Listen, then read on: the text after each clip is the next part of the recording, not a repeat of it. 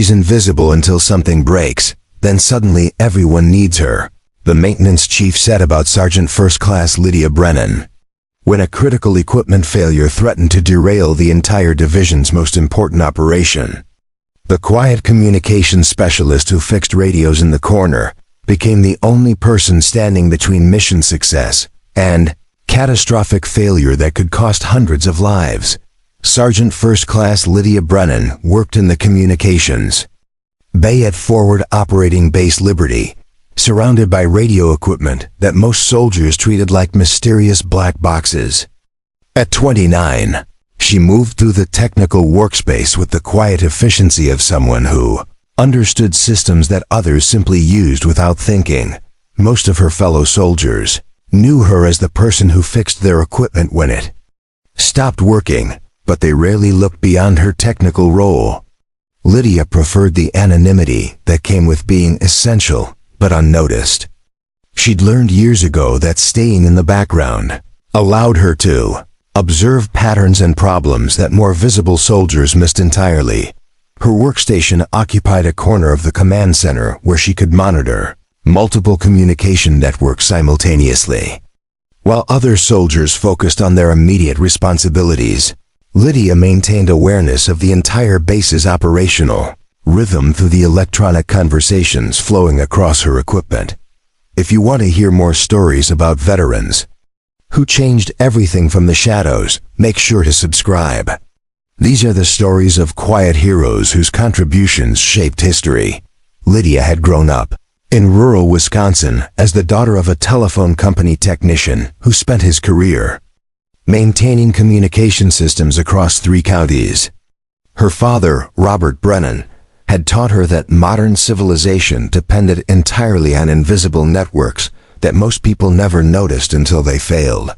During childhood summers, Lydia accompanied her father on service calls to remote farms and small towns where communication failures could isolate entire communities. Robert showed her how complex systems worked together, how to diagnose problems that weren't obvious, and how to repair equipment under pressure when people's safety depended on restoring connectivity. The Army had trained Lydia in military communications, but her real expertise came from years of learning that every electronic system has hidden vulnerabilities and unexpected capabilities. Her father had taught her to think like the equipment itself, understanding how components interacted in ways that technical manuals couldn't fully explain. Robert Brennan had also passed down a philosophy about service that shaped Lydia's approach to military life. He believed that the most important work happened behind the scenes, performed by people who cared more about results than recognition. Lydia carried that principle into every assignment, finding satisfaction in keeping critical systems operational while others received credit for mission success. The crisis began when Major General Harrison announced Operation Desert Shield, a complex coordination effort involving 12 different bases across Afghanistan.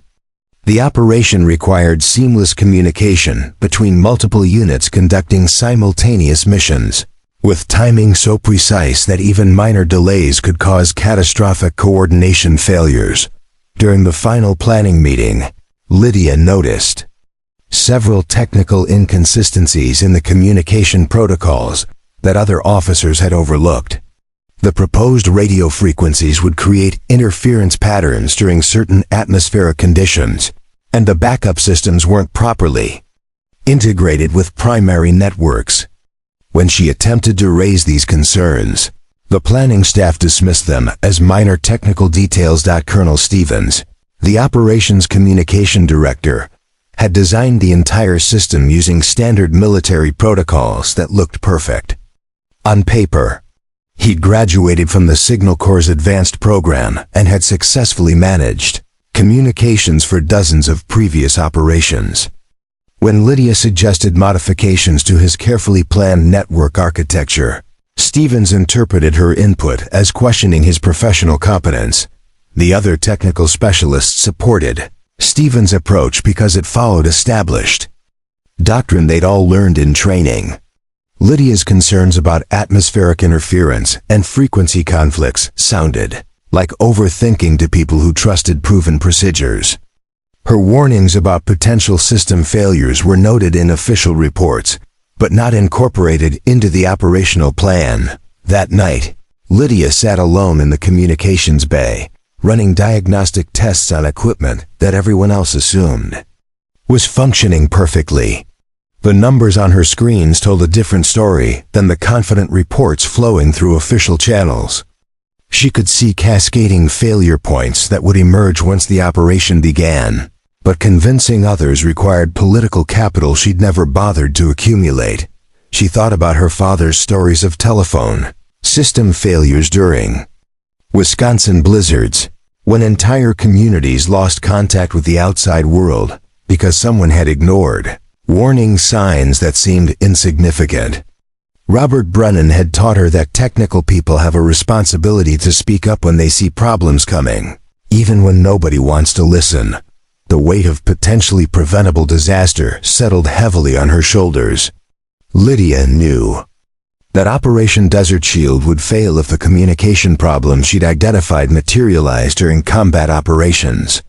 Soldiers would lose coordination, support would arrive late or not at all, and mission objectives would collapse because people couldn't talk to each other when it mattered most.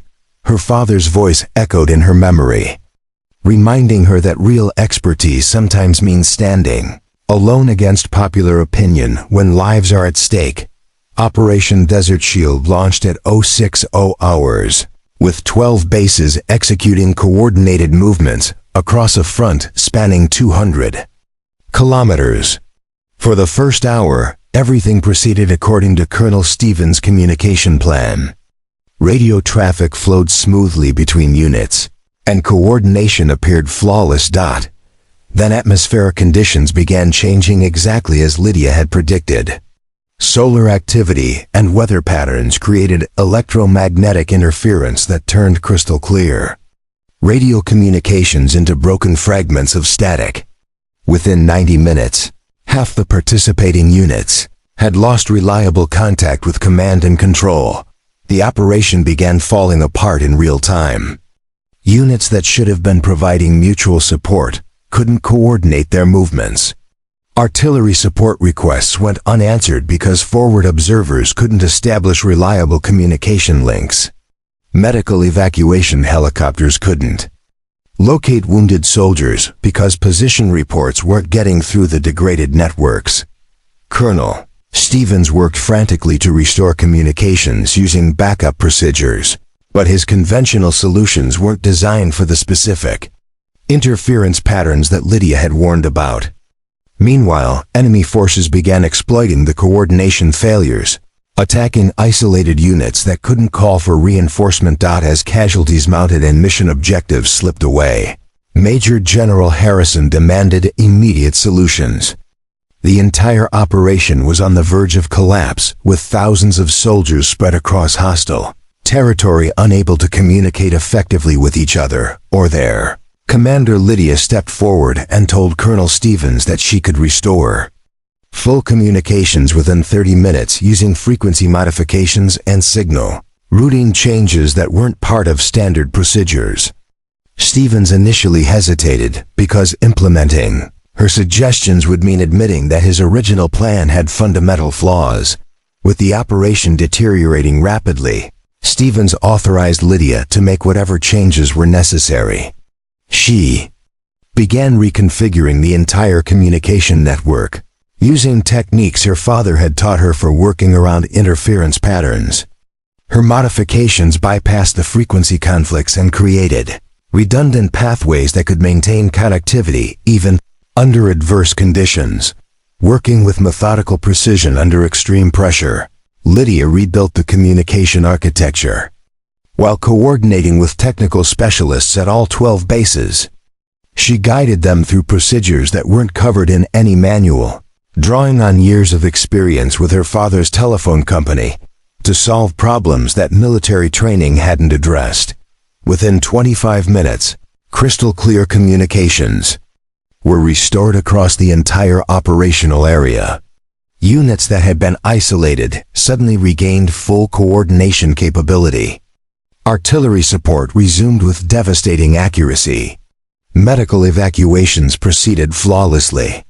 The entire operation transformed from impending disaster to textbook success, because one person had understood what the equipment needed to function properly. The communication network that Lydia created that day performed so well that it exceeded the original design specifications, providing better connectivity than anyone had thought possible. Operation Desert Shield concluded with complete mission success and 0 casualties, a result that military analysts later attributed directly to superior communication coordination.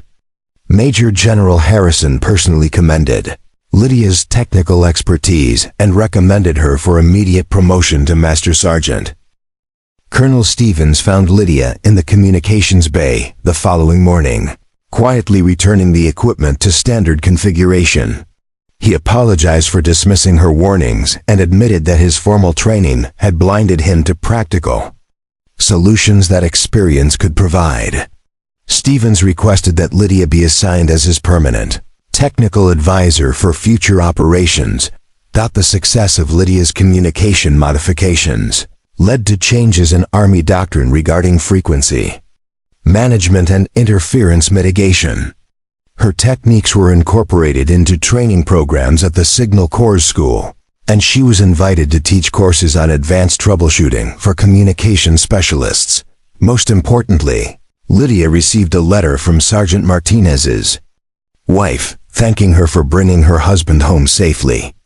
The rescued soldier had learned about Lydia's role in maintaining the communications that made his extraction possible, and he wanted his family to know about the quiet specialist who had kept everyone connected when it mattered most.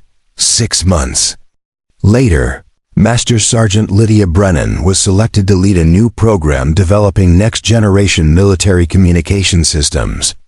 She often thought about her father Robert, who had taught her that the most important work happens in the spaces between what people expect and what they actually need. In the mountains of Afghanistan, that lesson had turned a potential catastrophe into a legend of technical excellence that honored everything her father had taught her about the invisible networks that keep the world connected.